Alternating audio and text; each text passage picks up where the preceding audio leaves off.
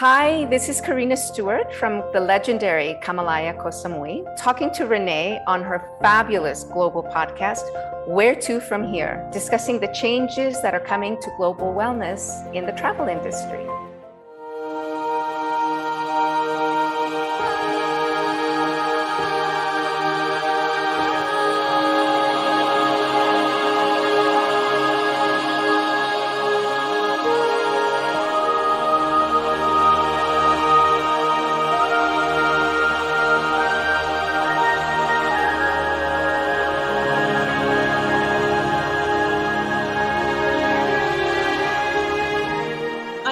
With Karina Stewart from Kamalaya, which is one of the most renowned health retreats in the world.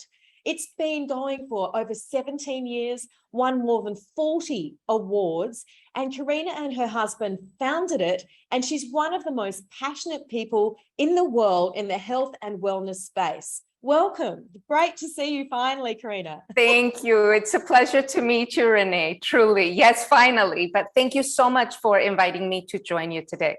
It's Absolutely. A pleasure and an honor. Thank you. And Karina, tell me, what is happening in the health and wellness space globally? We've never seen so much attention around it. Yes. You must be amazed after 17 years to see your business just thriving.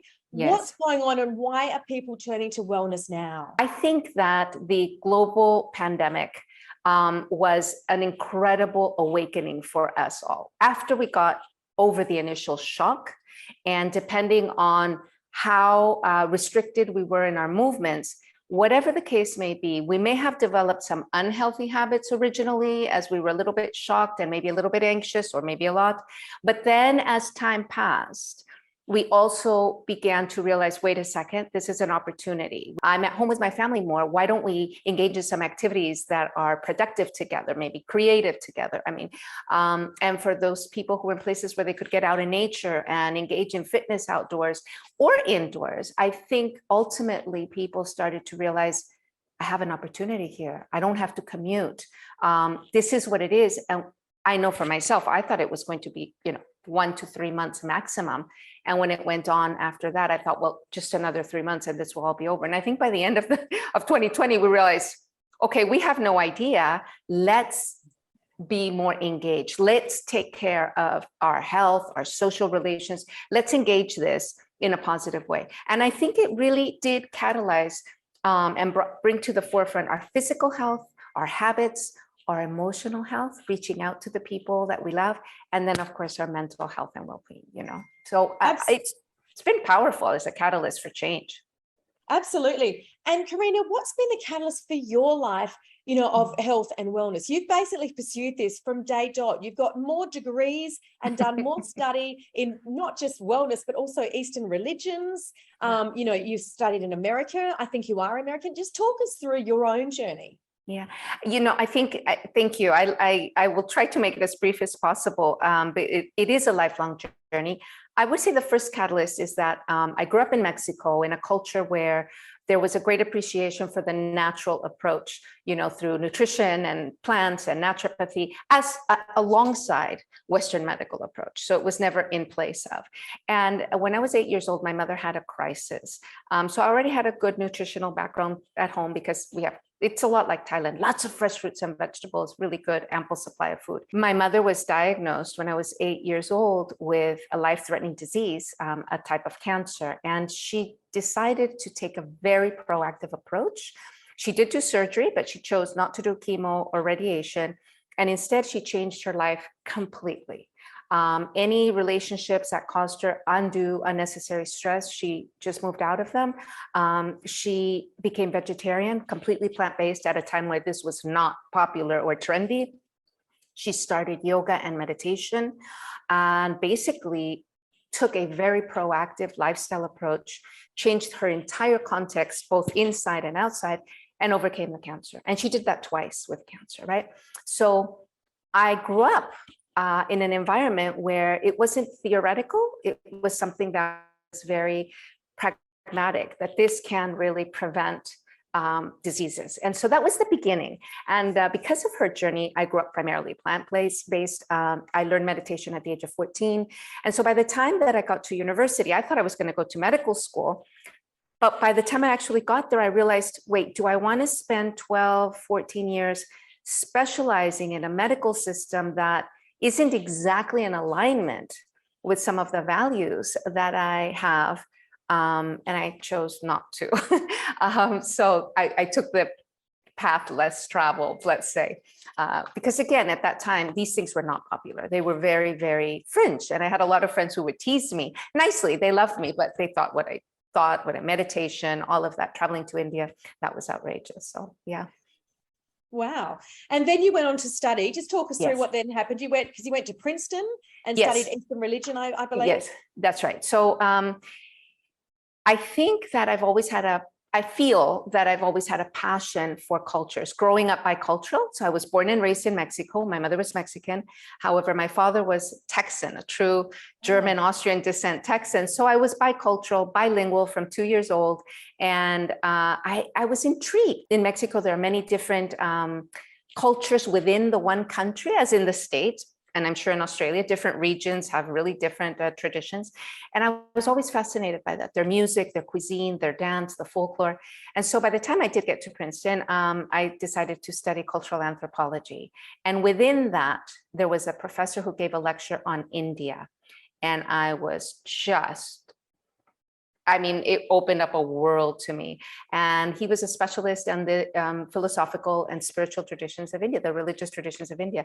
And that opened a whole nother universe for me. So that's how that journey began into my interest in Asia. I started studying Zen Buddhism at that point, which is before that I had been practicing transcendental meditation, which comes from India. And slowly, my journey, my studies took me then to actually take a trip to India, where I spent 6 months in the Himalayas studying with a teacher. And that's where I met my husband. He's Canadian, but he was there. He had decided to dedicate his life really to this path of service and building schools and clinics in the Himalayas, but with this teacher. And that's where we met. So it was truly life-changing. It's funny how small steps take you in directions you never imagined were possible. 100%. And tell me, why is it that so much of, health and wellness as we see it today comes from the East rather than the West? I think what has happened is the Asian traditions didn't lose their holistic approach, recognizing that we are physical beings, the body's important, but we are more than that. The emotions are extremely important. The energy body, I will call it, acupuncture points, meridians, things like that are very real in the Eastern model. So we have an energy body, we have an emotional body, we have a mental well-being, the mind and consciousness. And they never forgot that we're more than just physical beings. I think what happened with the Western approach is that we became more reductionistic, more about the biochemistry, and forgetting that there's also the bioenergetic, which is physics, by the way, and that we are also emotional beings, that the biochemistry and the electrical body create a consciousness as well. So there's a whole paradigm, a model of what is health and what we are that are very, very opposite. One is holistic and one is more reductionistic, reducing everything to the smallest, tiniest, specializing tradition or path. And what I find is that both are valuable. I don't think we should need to choose one over the other. Well, I was just going to say that I read that you have introduced functional testing, which I would perceive to be more of a Western type of medical approach to wellness. Yes. And actually, you're not the only one. A lot of people I'm speaking to in this wellness space, it is now about actually having tangible results, having those blood tests and saying, okay, this is what's going on within your body, and this is what we can do in terms of wellness to assist you. So how does that meld with the Eastern philosophies of Kamalaya? Yeah. So from the very beginning, we were bringing together the Eastern traditions. My background is traditional Chinese medicine. We were bringing together the Eastern healing traditions of traditional Chinese medicine, Ayurveda, Thai traditional medicine as well, as the primary ones, as well as the Western holistic traditions like naturopathy and homeopathy, and bringing in functional medicine. Our original documents 20 years ago that we submitted to the Thai government include elements of functional medicine, because that basically to me is the best of what the Western research scientific model offers. It's research-based. Often there are things that are not yet applied in hospitals or most medical practices. It's very cutting edge. It's more sensitive or more fine-tuned. And functional medicine recognizes that we have to treat the whole, not just the symptom. We have to treat the whole being and get at the root cause and not just address the symptom. So I feel like for Kamalaya, we've been implementing that in our nutrition, in our philosophy, in the cuisine we offer, and in the therapies.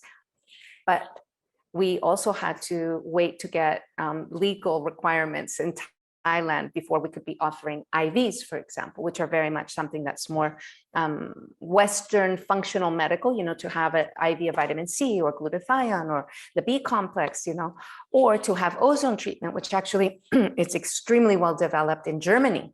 And we have that at Kamalaya now. So we finally are able to bring things that were part of our original vision 18, 20 years ago. And when you're looking at people holistically, Yes. Where are you finding, in a lot of cases, the root causes are? Is it emotion? Is it what is it? That's an excellent question. I think it's a little bit like the chicken and the egg, but for Westerners, I would say mostly the guests that we're seeing, it's a combination of habits that are not fine-tuned enough, as well as the stress and nervous system imbalance, I would call it, which does come from, sometimes it's psychological and emotional, sometimes it's circumstantial, like what we all went through in these last 2.5 years. And basically, the root cause is sometimes complex also. So someone might be having a lot of insomnia because they're stressed, but they're also, let's say, menopausal. You cannot ignore the biochemistry of menopause and its impact on insomnia for someone if they're going through that. So we have to look at all the different angles, but even if someone has their hormones balanced, they still might have insomnia because the stress in their life from numerous other places can be impacting that. So we have to look at all of it. And so there's not a clear black and white for everybody. I would say it's a combination usually. Yeah, understood. But when you look at the Western world, if there were, say, 1 or 2 things that you could just say, we just have to change them, what would they be? I would say the West needs to appreciate the importance of a balanced nervous system. We value what in Chinese medicine we call yang, which is the doing. And we're very good at that. We excel at that.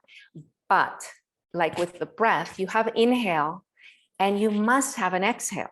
And the exhale allows a deeper inhale. And it's this beautiful ecosystem and rhythm of inhalation and exhalation. And when it's working well, we have a great vitality or relaxation according to what we need with our breath.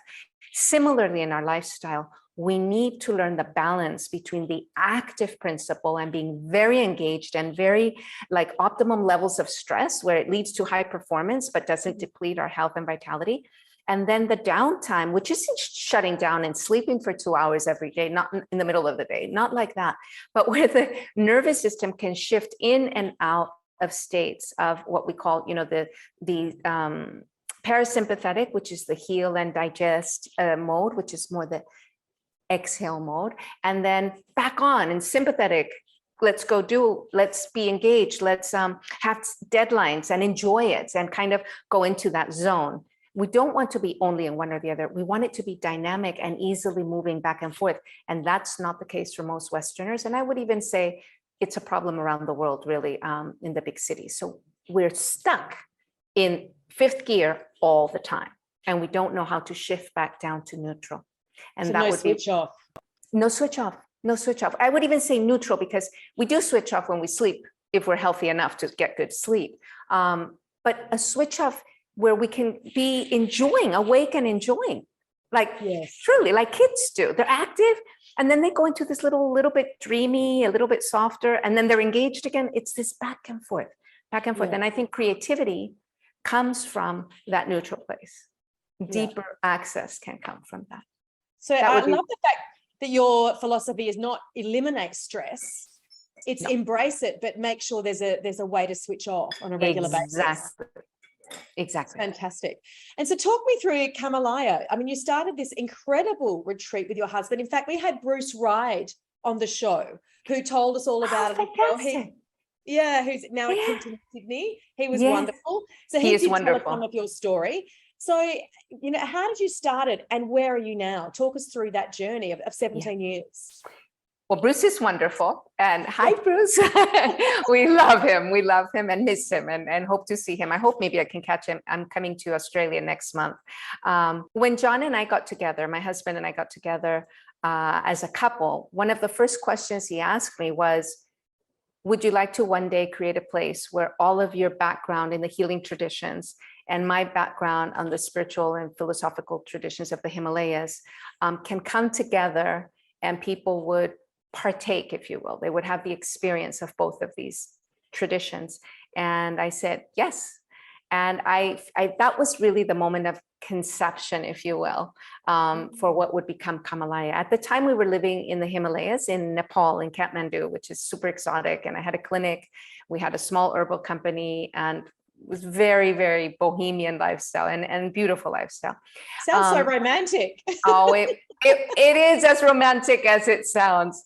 Unfortunately, he was diagnosed with we started to actually buy land in Nepal with some partners. But a couple of things happened. One was the political situation became a bit rough. You know, there was a Maoist insurgency. There was a massacre of the royal family. There were things that let us know, oh, maybe we should not move forward at this time here. But at the same time, my husband got diagnosed with a life-threatening illness. He had hepatitis C. And so we were advised that he needed to actually eat a particular herb. After I did many things in between to help bring the viral load way down. But we were also advised he needed to continue to take this particular herb, and fresh was more potent than dried.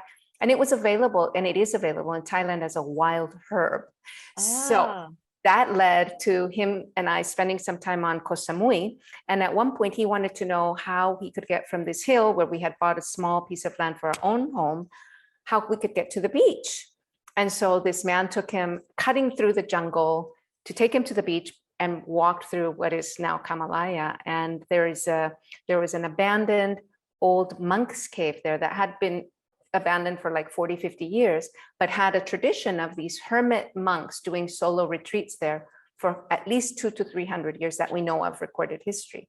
So John, having been a yogi monk in the Himalayas, having his first year in the Himalayas, lived in a cave, he was deeply touched and deeply moved and went into the cave and offered prayers. And by the time he walked down to the beach, he was gone. He called me up and he said, hey, what would you think about starting our dream here? I'm standing on the most beautiful land. And I said, no, we have all this land in Nepal, please no. But you know what? His voice let me know he had already jumped off the cliff. He knew this was the place. He knew this was the land. So it was very serendipitous in many ways. And it wasn't that people say, well, how did you choose Koh Samui, the market analysis? What market analysis? It was resonance. It was, he knew this was the place. And that's how it began. How fantastic. And where did the name come from?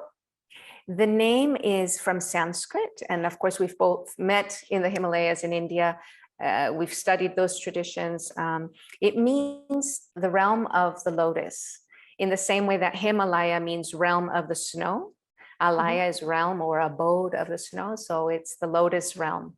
And the lotus has a special meaning in Asia. It comes originally from India, but it's basically the symbol of deep and profound transformation. Because if you think about it, the lotus begins in this very muddy, murky water, very turbid, and then it grows through this very delicate but strong stalk, very tall, up towards the light, and then this spectacular blossom just explodes. If you've watched the journey of a lotus, it's just staggeringly beautiful. And then there's this very subtle scent that it gives off.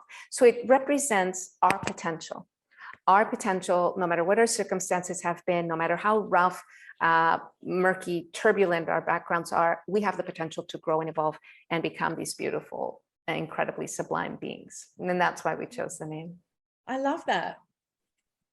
That's beautiful. Yeah. And I've been doing some reading. As I said, I haven't yet been. I'm hoping to come. Please, we would love to welcome you. Thank you. And you do programs, you change them, I see, like all the Yes. time, you know, and very specific. Can you talk us through, if I turned up today, Yes. you know, feeling stressed as I probably am, Yes. what would I go through at Kamalaya, and how long should I stay, and what Yes. would you offer me? So the wellness programs are really at the heart of the Kamalaya vision. So even though we have over 100 different treatments, we don't have many guests that come and try to do the buffet style approach to their journey. I myself approve and create all of the wellness programs. We have 17 different programs at the moment. And I use principles from traditional Chinese medicine to put them together in a particular way, in a particular sequence, to give maximum benefits depending on the program to each guest. So you would arrive as a guest, either having chosen a program before coming or not, either way is fine. But every guest receives a wellness consultation with one of our professional practitioners. They could be a naturopath, they could be a senior nurse, they could be a traditional Chinese medical doctor, and even our Thai traditional doctors also offer the consultation. And on that consultation together, we would decide what is the best program for you, for your goals, for your medical condition. If you, I mean, most people come with a preventive approach, but let's say you have something also. Let's say you have a low thyroid and you want to do a detox. How do we modify that? And then we decide whether the program you've chosen is the right program. And then we just fine tune it to really fit you perfectly and to achieve your goals. Or do we have to change that program into another program that we already have? Or do we have to create something from scratch? All of those options are possible, and we're really well known for that, because basically we give personalized health and well-being. It's really, that's super important. It's really tailored to your needs and your time frame and what you're looking to gain. So 17 different programs, some of them from fitness, you know, to ideal weight, to sleep enhancement. Then we have a whole category of detox programs, which are super popular. We have a phenomenal gym, and we have I mean, maybe one of the best in the world. And part of it isn't just, okay, we have great equipment, which we do. That's not what's going to blow you away. We have these ocean views and island views. Oh. So while you're there, you're not watching TV and the news or a Netflix or a YouTube. I mean, you are present because you have this view. And so you really, really, really engage in what you're doing, like fully, mindfully. And it's a spectacular place. People love it. And we have a great team in our fitness team as well. And then we have something very unique in the industry. It's called Embracing Change, which is basically an inward journey. It's to have a look at how we approach life, and particularly perhaps changes in our life that might be ongoing, or changes we want to make that we've not been able to make. And all of us can relate to that. And then our recent programs are Structural Revival, which is really to address postural issues or injuries, and that's super popular. And one of the ones that is very close to my heart, two of them. One is gut enrichment, the microbiome, digestion, at the core of our well-being. And then the resilience and immunity, which is our latest. And it's absolutely a stellar program because it deals with exactly what we've been going through: mental resilience, the tools to be really mentally fortified and resilient, and strong immunity. So yeah. And how many health consultants do you have versus guests on site? We have at any given time, even if we're 100% full, we have 76 rooms, about 60% of our guests come as solo travelers. So, you know, we'll have 100. We'll never have like 150 guests or 160 guests. 100, 120, that will be like full capacity. We are about wellness. We're not a property, a resort that has wellness. We are a wellness centered, let's say a wellness center, and we have accommodation and facilities. It's the other way around. Yeah. And where in the world do most of your guests come from traditionally? I mean, typically before the pandemic. Yes, 65% are coming from Europe, and about I think another 20% are coming from Australia, maybe 18, close to 20%. 10% from, oh, actually more than that. The rest of them, I would say it's a mixture between the USA, the Middle East, the Asia Pacific, and domestic. It's very interesting. We developed a domestic market during the shutdowns that Thailand really shut down as a country. And we have now this beautiful new group of guests that are both nationals as well as expats living in Thailand. Wow. That are here with different companies, and just an incredible group of new guests and they have come back 68% repeat guests with those, and 45% repeat guests with our international. So I was going to say, all of my friends who come multiple times. Yes. You must come and experience it for yourself. No amount of description or imagery actually captures the experience of Kamalaya. I think that's really the secret to Kamalaya, is that it's such a powerful personal experience. I can feel the energy coming through you. Oh, I'm glad. And yeah. so what is the biggest challenge of your business going forwards? How do you perceive that right now? I would say, what we're experiencing is an incredible rush of positive energy. Our repeat guests are back, and they are even happier than before. I literally every day I'm being told by our repeat guests, we were really nervous to come back. We didn't know, if Kamalaya would be Kamalaya the way we knew it before all of this. And they're really teary, and they say, it's better. How is it possible? How could you make it better? And they really tearful because they were worried. And it's like, well, I'm thrilled. So that's been fantastic. We've developed new markets. So that's really fantastic. I think the biggest challenge is just making sure that our partners and our guests and our basic ecosystem know internationally that we are open. Thailand is open. It's easy to come back, and basically not to be afraid that things are as good as ever. And, welcome back. I would say really, there's not a challenge in that. It's just the communication. And also the other thing is, we're in a growth phase. So the longevity house, the services we were talking about, we now have a hyperbaric chamber, the IV, the ozone. This is all part of our growth, and it's been in the planning. It would have been launched in 2020 if the pandemic hadn't happened. And we're very, very excited about that. And our guests, we've been doing it sort of offline, meaning informally without launching it. It's so popular with our guests because it augments and enhances the program. The ingredients for your IV are customized to you, to your needs and to your program. So it just augments and enriches what we're already doing. And that has been very popular.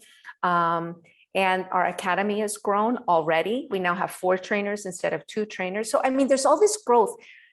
There's a challenge in growth, because you're busy. It's like a startup, but none of it is difficult, I would say. Yeah. And what about you in your own life? How healthy do you consider that you are? Well, at the moment, I have to tell you, I've been traveling too much. So I would say I could be healthier. I put on weight during the pandemic, and I haven't had a chance to step back.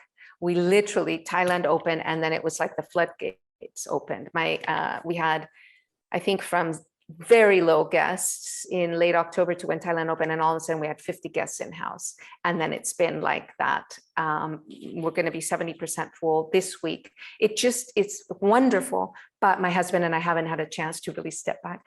I'm very healthy. I'm just a little bit heavier than I'm used to being, and traveling a little bit more than I'm used to this year. We've been on the road since April. It's exciting. We've gotten the time to reconnect with old friends. Hopefully we'll see Bruce when I'm in Sydney. But my habits are really good. I don't have bad habits. Basically, it's a matter of getting my metabolism revved up again with being able to do more exercise. And when you travel, that's for me, the first thing that goes out the window. Oh, well, you need to talk to me because I'm an expert at that because I travel so much. Oh, good. I'd love your tips on that. Oh, there's not a day that I don't do fitness, no matter where I am, no matter how long I've flown. And I call walking fitness, Okay. But yeah, I wherever I go, I just start walking immediately, unless I get there at midnight, which of course you can't. Yes. But even if I get there at midnight, I still wake up, at 7, in the morning at the latest, and go to the gym in the building or go for a walk. I kick it off. Good for you. You kick it off. You just keep that. Yeah. And I make sure that I do my 10,000 steps as a bare minimum. Like that's a base and everything else. And I'm quite obsessed now with checking out the gyms in hotels, or if I'm not staying in a really luxury hotel, the local gym, and you meet people, and then you learn about what they're doing with their health. And all around the world, that's so interesting, right? It Because is. everyone's It doing is. different things and It is. different to say. Yes, that's really fantastic. I love walking and I'm a hiker. Yeah. And that's one Yeah. of my things. But early on in 2020, I twisted my ankle on a hike in Arizona. And I twisted it to the point that it's still not 100%. I mean, the doctor told me, the specialist, that I had torn previous scar tissue. I didn't even know I had a previous injury. And so it's taken a long time to fully come back online. I walk and everything, but it's not the way it was before yet. So that's definitely one of the things that slowed me down. But I'm going to take that tip and I'm going to implement, because I'm traveling in 10 days. The other one I swear by is you've got to fast. If you're traveling, you've got to fast. So I don't eat, I only eat 8 hours windows, no matter what. So I've just been in Europe, during the summer. So I wasn't eating my first meal till 2 or 3 o'clock, because of course they eat dinner so late. But and if it spills over to a 9-hour window, that's okay. But it's just really maintaining. I know that it is a discipline when you're traveling. You have to make that mindset, because that's exactly right. If you're on the road, it's so difficult, even unless you really say, that's it, I'm not eating until this time. I did really well the first week in London. By the second week, that intermittent fasting, that restricted feeding window, it just went out. And once it's out the window, it's gone. It's gone. It's gone. So I will be more disciplined. I will take that tip on the walking, though. I will definitely take that. But I mean, overall, I could talk to you all day, but as we do with all of our guests, and you can tell us about what you're about to do today or what you're about to do this week, but where to from here for you, Karina? Well, I have 10 days before I embark on my next trip back to Europe, and then to Israel, and then back here, and then to Australia. Wow. I know it's a lot. These 10 days, I'm doing my own detox at Kamalaya. So that's and today is in fact the first day. I started softly over the weekend, but today's the day. And what does the detox consist of? What aren't you allowed to have?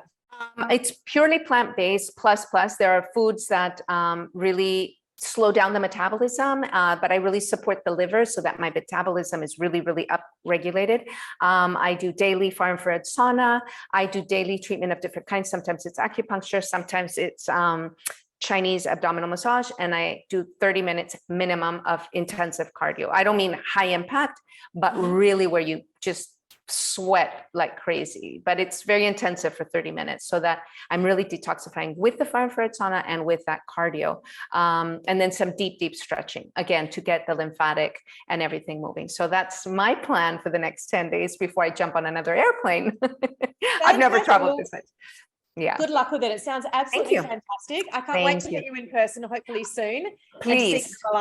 And thank you for all of the, wellness that you're giving to the world. You've been honored by so many, awards, and you've done me a great honor speaking with me today. Thank you so much. Thank you, Renee. Thank you. It's really a pleasure.